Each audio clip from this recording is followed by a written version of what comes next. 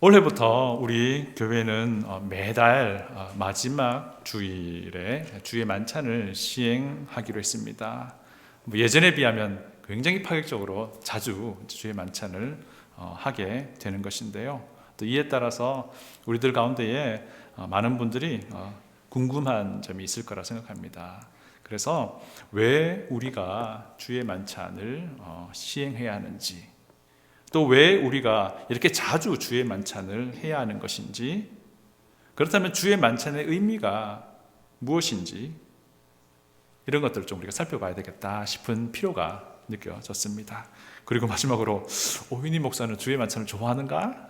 이런 질문도 한번 하실 것 같아요. 네, 저는 정말 좋아합니다. 왜냐하면 예수님이 말씀하셨기 때문에 좋아합니다. 그래서 오늘은요, 이 주의 만찬이 무엇인지 좀 살펴보고 넘어가야겠다 싶은 생각이 들었습니다. 여러분, 미국 교회와 한국 교회의 주일날 그 모습 중에서 가장 큰 차이가 나는 것이 무엇일까요? 예, 영어로 진행한다는 것과 한국말로 진행한다는 것. 그리고 우리 교회는 이제 번역을, 통역을 이제 제공해 드리고요. 근데 가장 큰 차이는 제가 생각할 때는요, 밥 먹는 것 같아요. 밥 먹는 거, 주일날. 예. 주일 오전 예배 후에 다 같이 모여서 점심 식사를 꼭 하잖아요. 지금은 이제 코비드-19 때문에 우리가 식사를 하지 않지만, 한국교회는 매주 다 같이 밥을 나누어 먹는다는 것, 이것이 정말 가장 큰 특징 중에 하나입니다.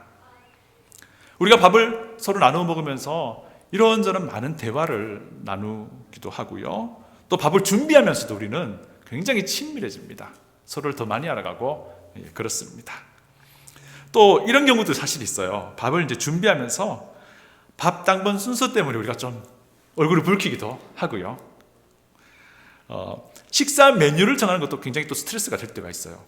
그리고 지난주 우리가 먹었던 밥하고 지금 내가 준비해야 될 밥하고 비교될까 봐 마음이 굉장히 스트레스가 되기도 하지요.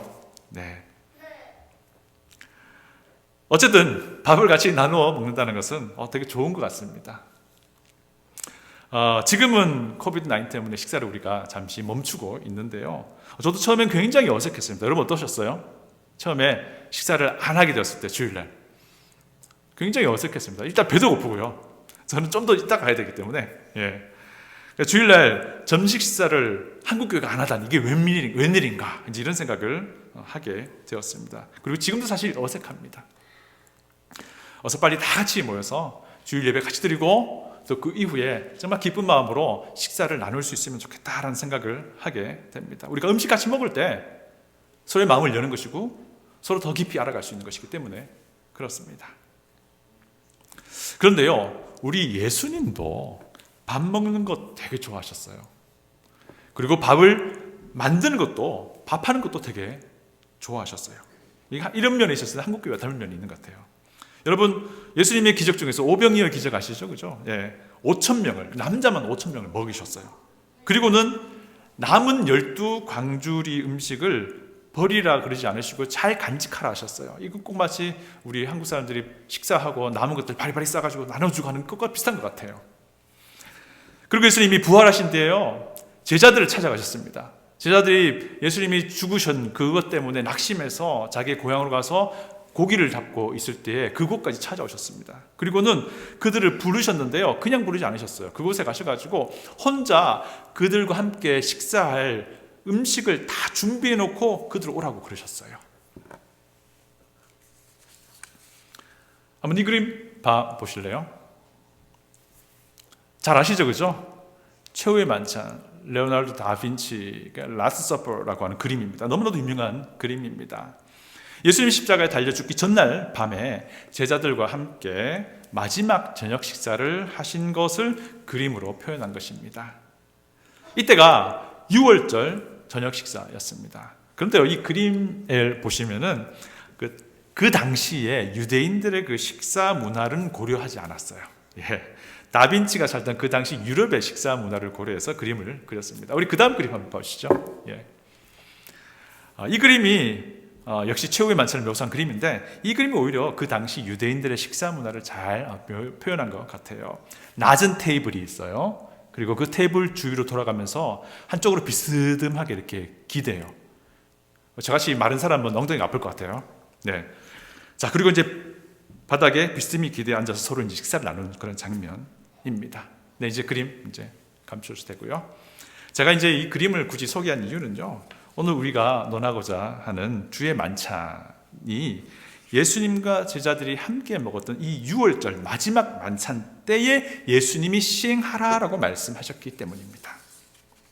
자, 마지막 만찬 자체가 주의 만찬의 시작은 아닙니다. 그러나 마지막 만찬 때에 우리 예수님이 주의 만찬을 제정하시고 그것을 시행하라고 명령을 하셨다는 것입니다. 그래서 교회는 예수님의 명령에 순종하여 주의 만찬을 시행하는 것입니다.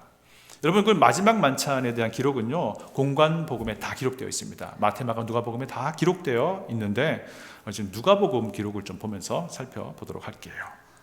여러분, 예수님의 공생의 기간 중에 이제 마지막 유월절이 되었습니다. 유월절 되면 유대인들은요, 이때가 되면 가족이 다 모여서 저녁 식사를 합니다. 그런데 예수님에게는 제자들이 가족이었어요. 그리고 제자들에게는 예수님이, 그리고 동료 제자들이 가족이었습니다. 거의 3년 가까이를 같이 동고동락하면서 먹고 마셨기 때문에 그들이 가족이었던 것이죠. 그래서 이들이 한 곳에 모여 유월절 저녁 식사를 하게 된 겁니다. 그러면서 예수님이 이 마지막 유월절 저녁 식사 하시면서 주의 만찬이라고 불려지는 이 또 다른 예식을 이제 시행하라고 명령을 하신 겁니다. 우리 다 같이 오늘은 좀 성경을 좀 찾아보도록 할게요. 우리 본문 19절 20절을 찾아서 같이 보도록 하겠습니다. 19절 20절입니다. 본문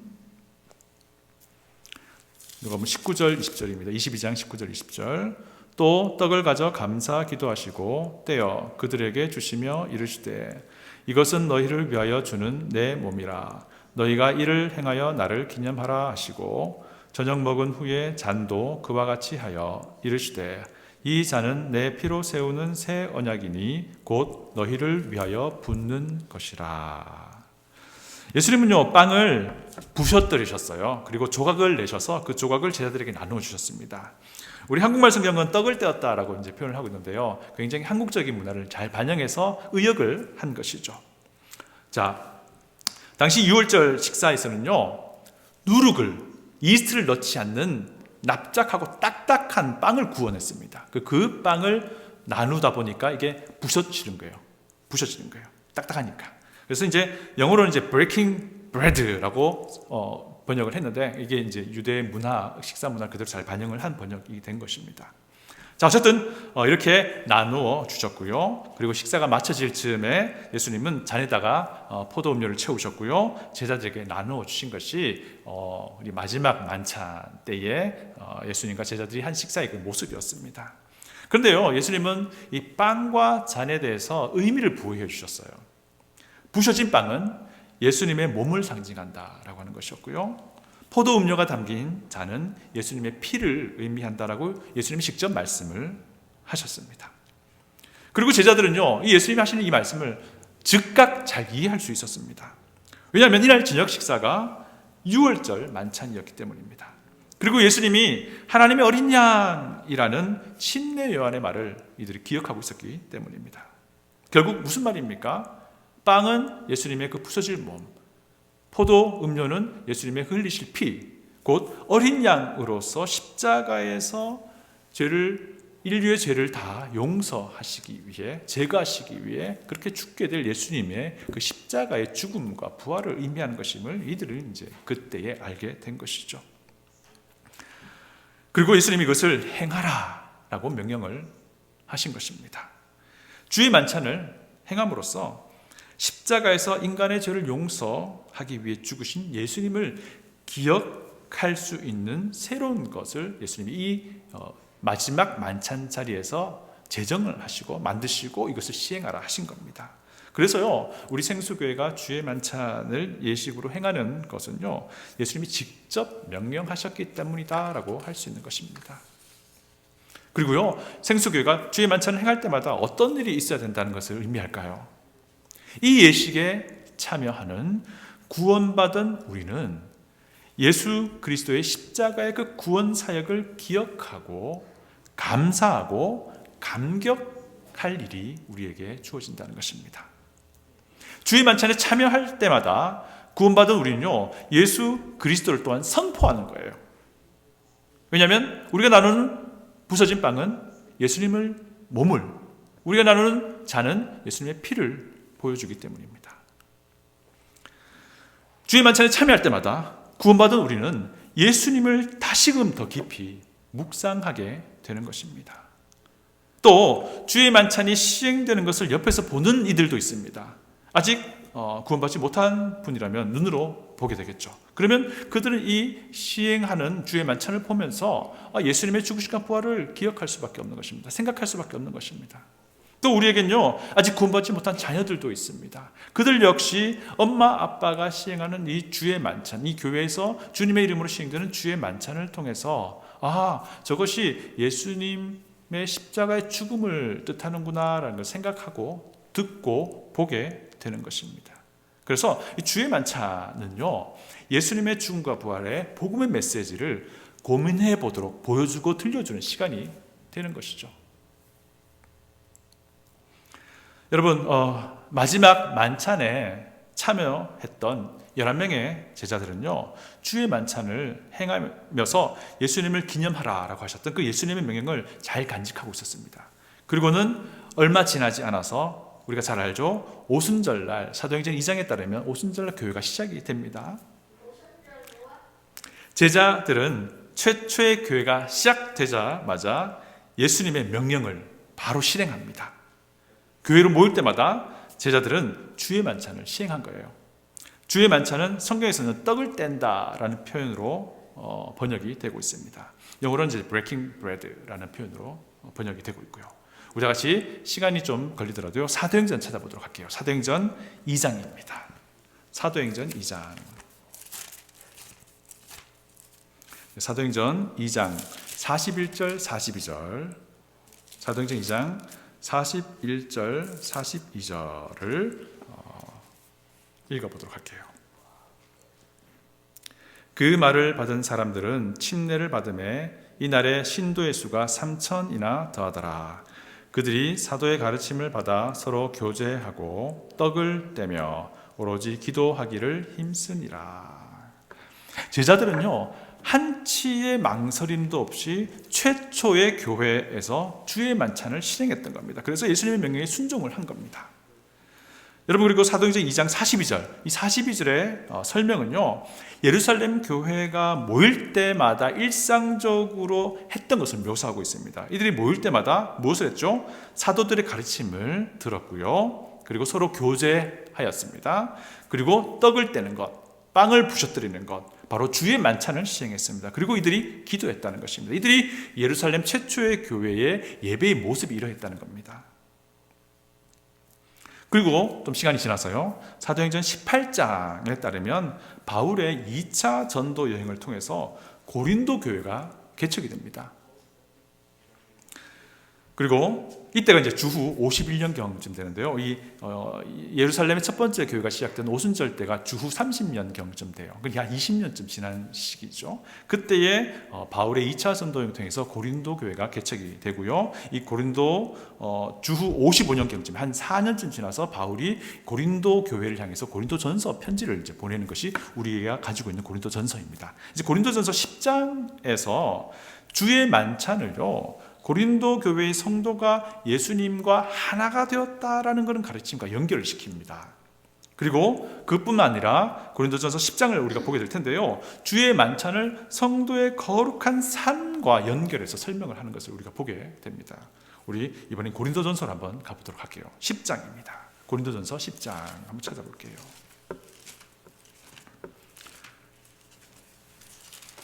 고린도전서 10장을 다 같이 찾아보겠습니다. 10장 16절 17절입니다. 다 같이 읽어보겠습니다. 고린도전서 10장 16절 17절. 우리가 축복하는 바 축복의 잔은 그리스도의 피에 참여함이 아니며 우리가 떼는 떡은 그리스도의 몸에 참여함이 아니냐. 떡이 하나요 많은 우리가 한 몸이니 이는 우리가 다 한 떡에 참여함이라. 여러분 이 말씀 통해서요 사도 바울은요 이 한 몸이라는 것을 굉장히 강조하고 있습니다. 주의 만찬에 참여하는 이 고린도 교회 성도들이 한 몸이다, 한 짓이다라는 것을 강조하고 있다는 것이죠. 고린도 교회에 속한 회원 각자가 따로따로 떨어진 별개의 존재가 아니라 하나라는 겁니다. 그러니까 주의 만찬에 참여할 때마다 나는 예수님의 몸인 우리 교회의 한 지체다, 하나다라는 것을 기억하게 된다는 것입니다. 주의 만찬에 참여할 때마다 나는 다른 지체와 함께 예수님 안에서 하나다라고 하는 것을 기억할 수 있다라는 것이죠. 저 사람과 나는 하나다. 이 교회 안에서 저 사람과 나는 함께 가야 할 사람이다라는 것을 기억할 수 있다는 거예요. 왜냐하면 우리가 나누는 빵, 이 한 빵에서 우리가 나눈다라고 이렇게 성경은 우리에게 알려주고 있습니다. 또 고린도전서 10장 문맥은요, 어떤 문맥이냐면요, 이 성도로서 우상을 버리고 거룩한 삶을 살아야 함을 권면하고 있는 그런 내용이었습니다. 여러분 잘 아시다시피 고린도 교회 성도들 가운데는 굉장히 어처구니없는 그런 죄를 지은 사람들이 많이 있었습니다. 어쨌든 이러한 배경 하에서 고린도전서 10장의 전체 내용은 성도, 고린도 교회에 속한 성도, 너희 각각 지체들은 거룩한 삶을 살아야 한다, 우상을 버려야 한다, 이런 것들을 언급하고 있습니다. 그러면서 주의 만찬에 참여하는 사람은 그리스도의 몸의 지체로서 거룩한 삶을 살아야 한다, 돌아보아야 한다 라고 이 말씀을 하고 있는 것입니다. 또 더 나아가서 주의 만찬을 통해서 우리가 각자가 내가 예수님의 몸 안에 한 지체로서 거룩한 삶을 살 것을 결단해야 함을 또 우리에게 알려주고 있습니다. 여러분 이것이 주의 만찬이에요. 굉장히 심오한 의미가 있고 이것을 하나님의 말씀으로 우리가 받게 된다면 정말 우리가 주의 만찬을 행할 때마다 이것이 그냥 형식적으로 지나가는 것이 아니게 되는 거예요.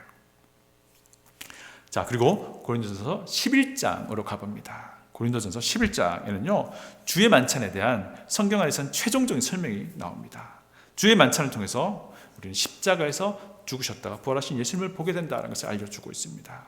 고린도전서 11장 23절부터 25절을 읽어봅니다. 고린도전서 11장 23절부터 25절을 한번 다 같이 읽어보겠습니다.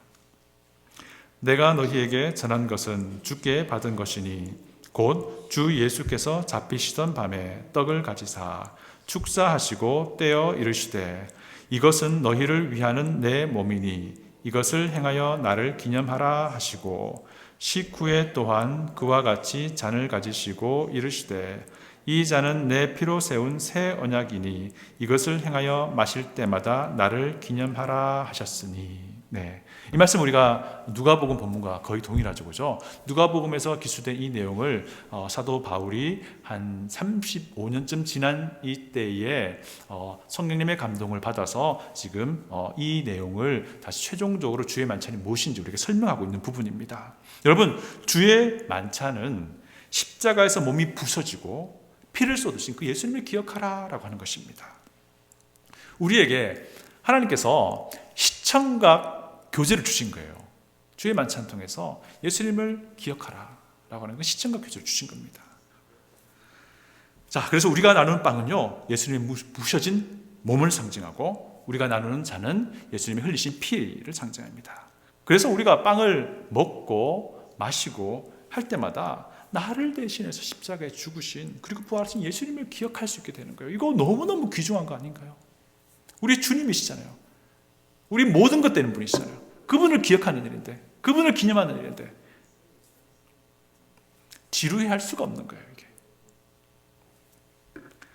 그리고 성경에 기록된 방법대로 더 많이, 더 자주 우리가 예수님을 기억할 수 있다면 그것만큼 더 유익한 것이 어디 있겠습니까? 또 주의 만찬 통해서 우리는요 다시 오실 예수님, 재림하실 예수님을 기대할 수 있습니다. 고린도전서 11장 26절 다 같이 읽어보겠습니다. 고린도전서 11장 26절입니다. 너희가 이 떡을 먹으며 이 잔을 마실 때마다 주의 죽으심을 그가 오실 때까지 전하는 것이니라. 26절 제가 영어로도 한번 읽어드릴게요.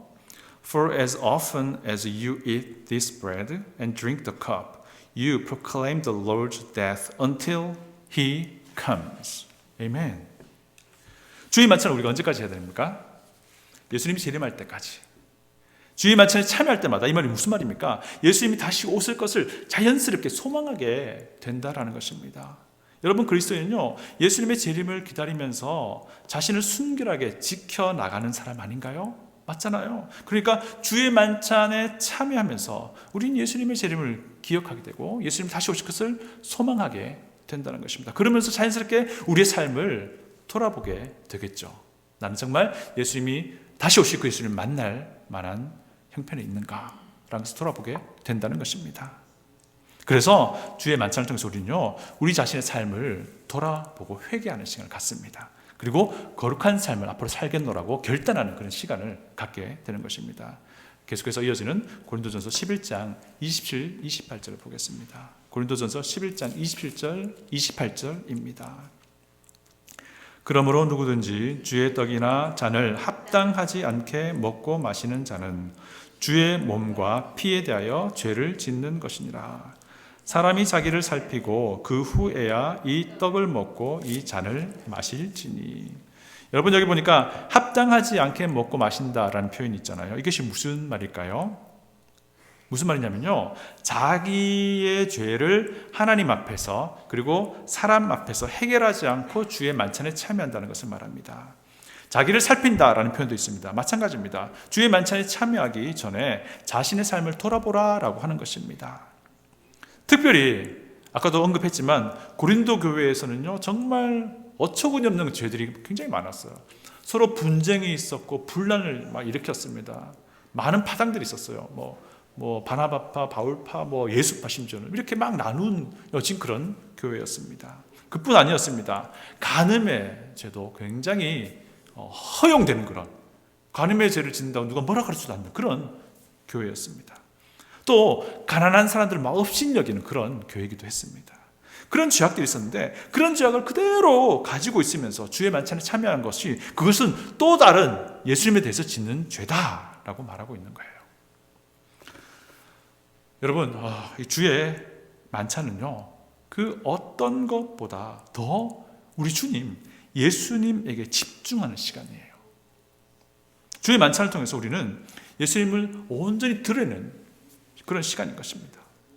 주의 만찬을 통해서 우리는 예수님께 영광을 돌리는 그런 시간이 된다는 겁니다. 이것이 주의 만찬이라면요, 가능한 대로 더 많이 하면 좋은 거죠. 그런데 성경에서 교회가 각 그 지역의 교회가 주의 만찬을 1년에 몇 번 하라 이런 규정이 있지는 않습니다. 다만 더 자주 하면 좋겠다라는 그런 표현이 있습니다.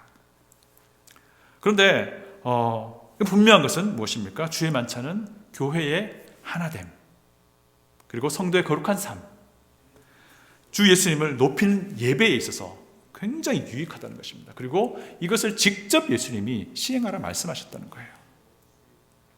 여러분, 초대 교회의 예배 중에서 깜짝 놀랄 만한 사실이 있습니다. 저도 한번 다시 찾아보면서 다시 한번 깜짝 놀랐는데요. 뭐냐면 현대 교회의 예배를 구성하는 순서 중에서 가장 중요하게 여겨지는 부분이 무엇이죠? 우리가 찬양도 드리고요, 기도도 하고요, 설교도 듣고 헌금도 하고 하잖아요.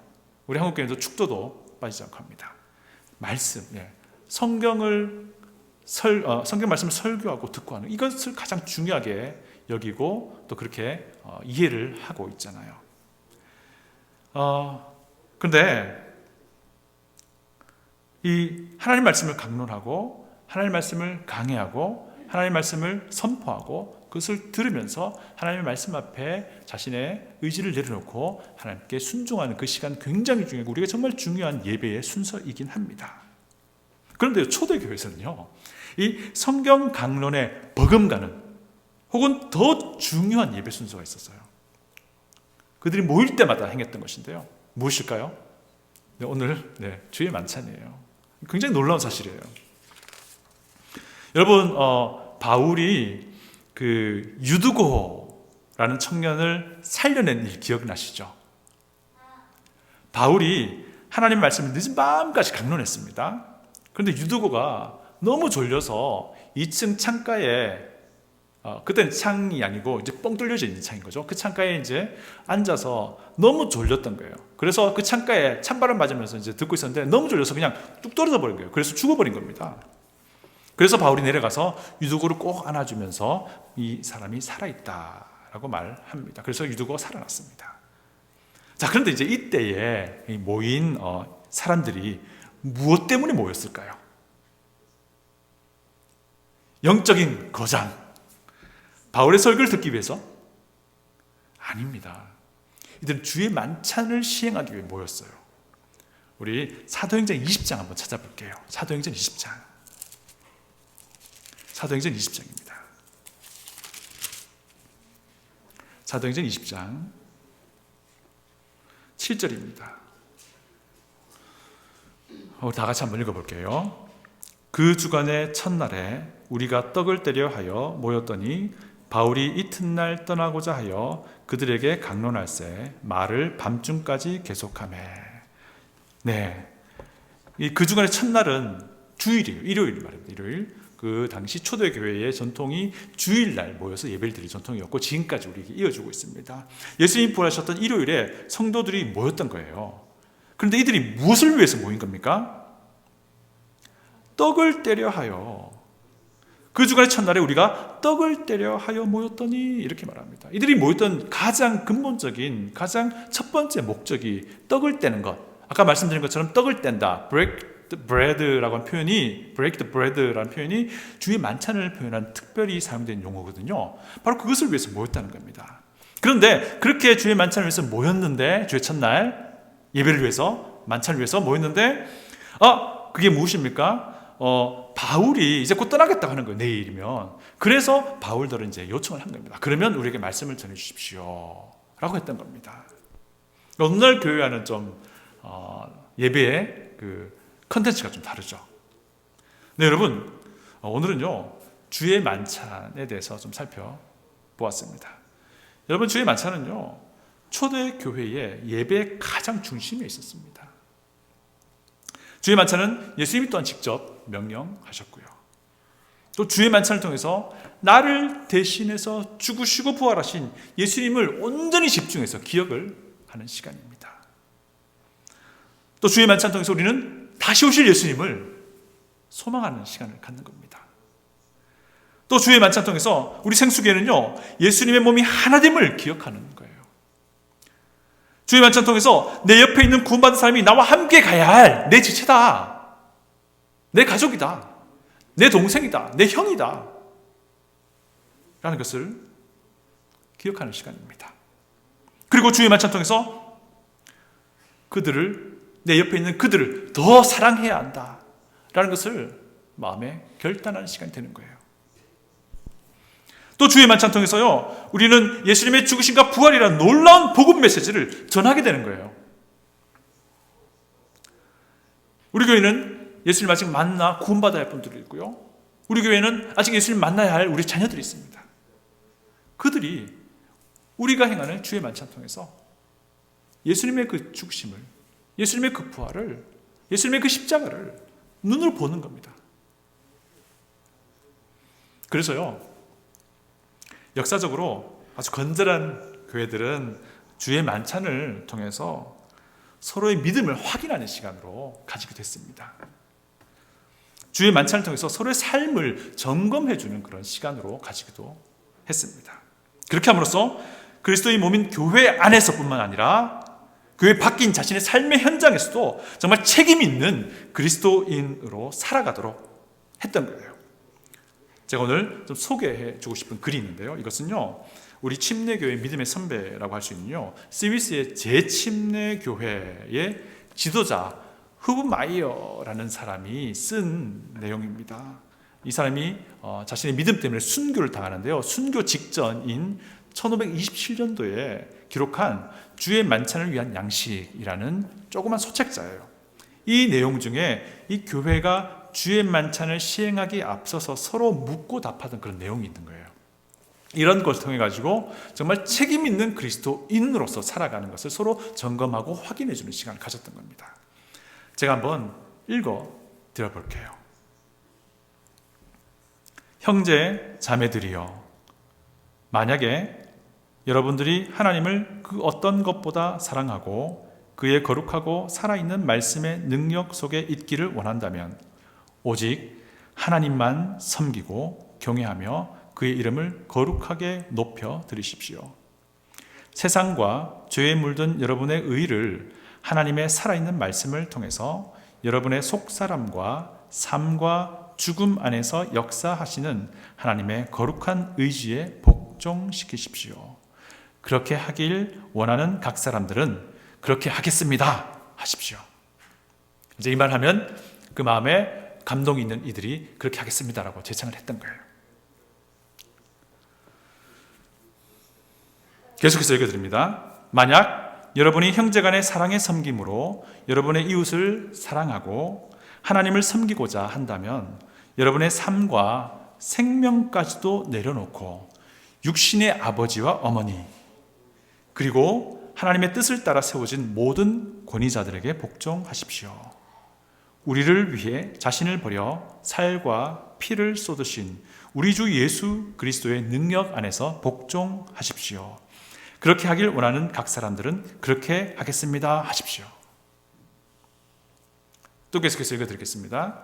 만약 여러분이 여러분의 형제 자매된 자들에게 지체된 자로서의 훈계를 하고자 한다면 먼저 관계 가운데서 평화와 하나됨을 형성하고 감정이 상한 이들과도 화목하십시오.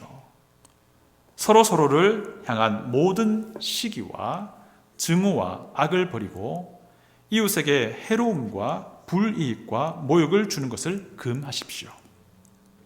만약에 여러분이 원수된 자들을 사랑하며 그들에게 선을 행하기를 원한다면 또 그렇게 행하지 않는 자들을 그리스도의 규범에 따라서 출교하기를 결단한다면 이 말을 들은 각 사람들은 그렇게 하겠습니다 하십시오.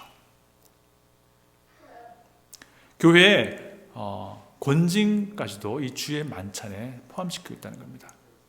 또 계속해서 읽어드립니다.